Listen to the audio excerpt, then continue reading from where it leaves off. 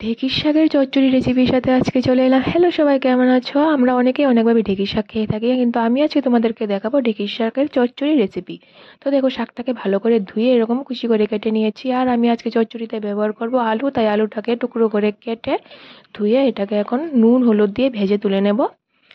আর ঢেঁকি শাকের মশলার জন্য এখানে আদার টুকরো আর কাঁচা লঙ্কা নিয়ে নিয়েছি, এটাকে থেতো করে নেব। আর তার মধ্যে হলুদ গুঁড়ো, নুন আর জিরে ধনের গুঁড়ো নিয়ে নেব পরিমাণ মতো। আর তারপর কড়াইতে তেল গরম হয়ে গেলে তার মধ্যে সর্ষের তেল দিয়ে আর শুকনো লঙ্কা আর পাঁচ ফোড়ন দিয়ে যে বাটিতে মশলাটা নিয়েছি সেটা দিয়ে একটু জল দিয়ে ভালো করে মশলাটাকে কষিয়ে নেব।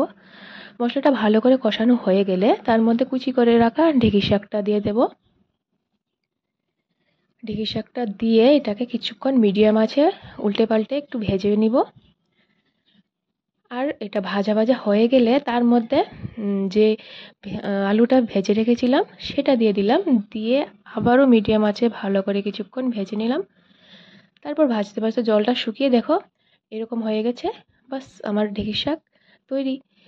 তো নিয়ে নিলাম গরম ভাতের সাথে, খুব টেস্টি। ভিডিওটা ভালো লাগলে লাইক করে দেবে। দেখার জন্য অনেক অনেক ধন্যবাদ।